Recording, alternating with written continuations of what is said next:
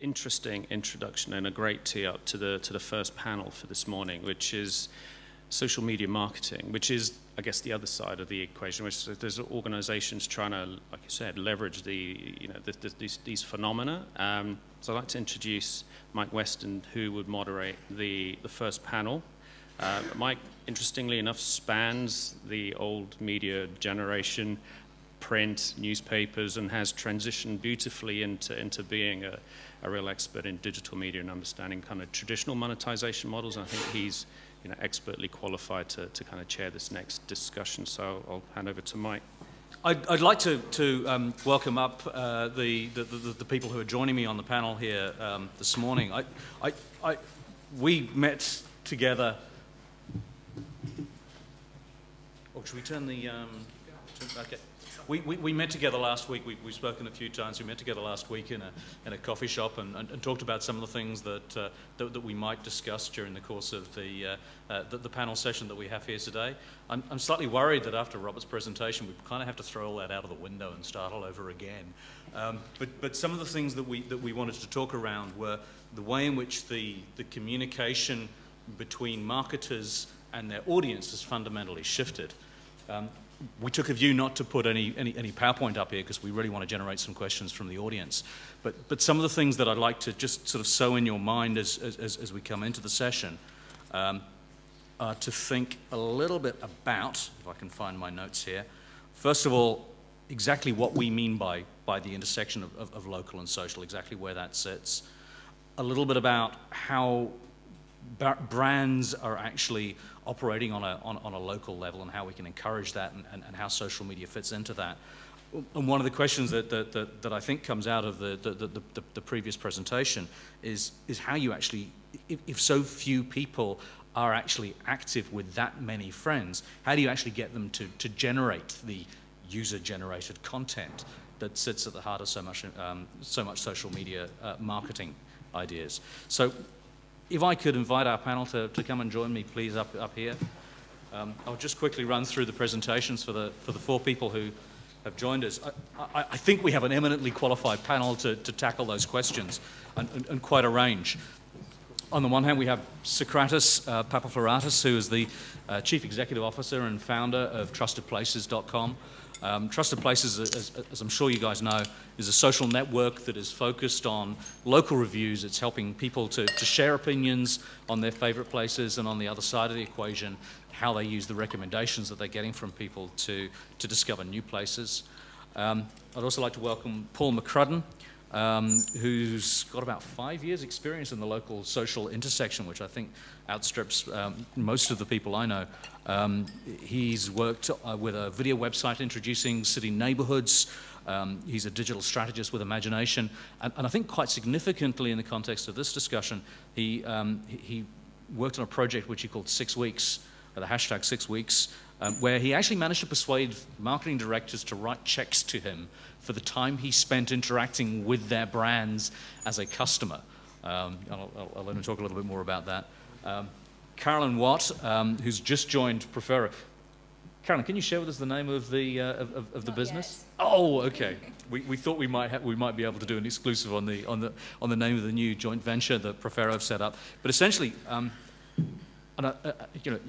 after the kind comments from David, I was sort of thinking about some of the stuff that Carolyn's done. Her career really does span a lot of different disciplines here.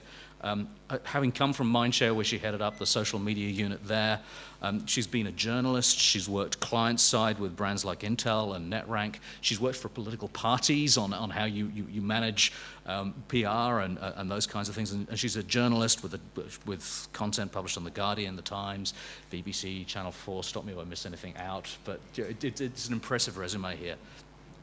And finally, Nathan McDonald, who's co-founder of wearesocial, whose proposition is all about helping brands to listen to their consumers, to understand what their consumers are telling them, and how to engage with those consumers. He's got 15 years experience of digital, which I think pretty much trumps, again, most people I know. And his interests span local as well as regional and global activity. So if you could please welcome our panel.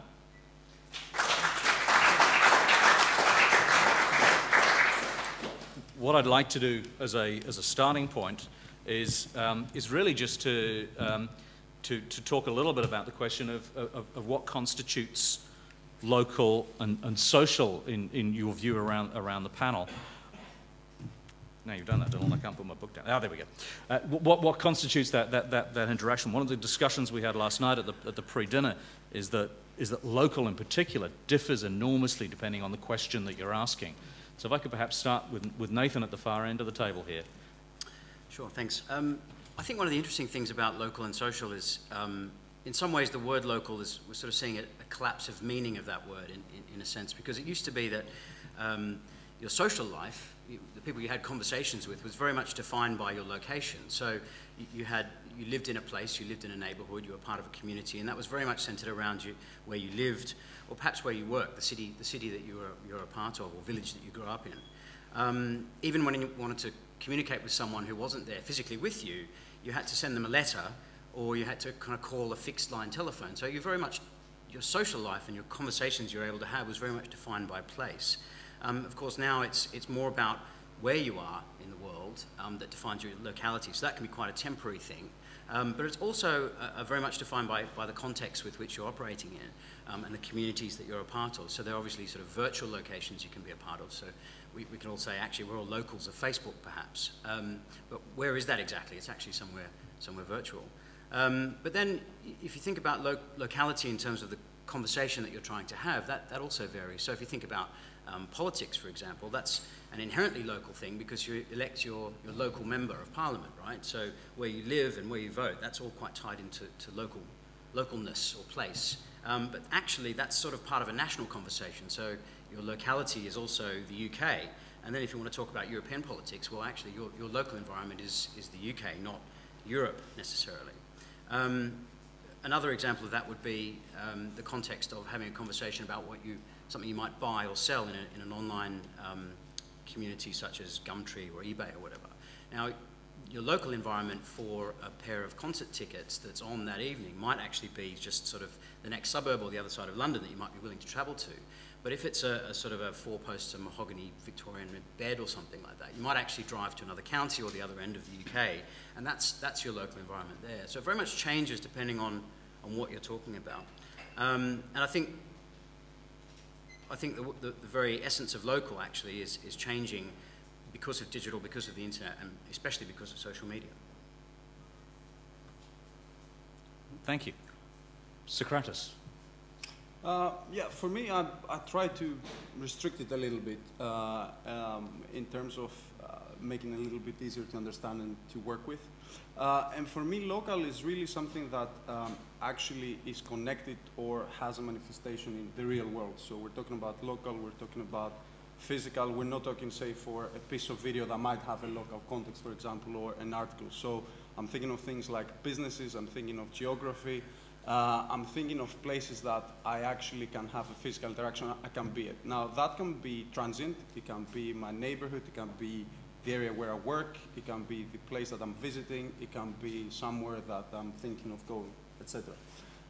In terms of the social aspect of that, I think, again, because one of the main reasons that social is really important when it comes to local is that it is perhaps the only way to have an accurate understanding of what is going on locally, simply because you can't index where a restaurant is unless that restaurant, for example, has a website, right? So at a kind of virtual level, we are constrained by the fact that some things that happen to be in the real world may not necessarily be online too.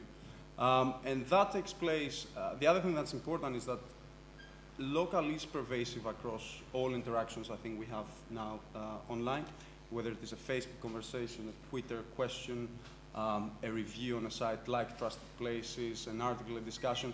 You can't really pin it down and, you know, confine it in some easy to understand, if you like, defined boundaries. And that's what makes it, I think, complicated. That's what makes it interesting. And I guess that's why we're all here today as well.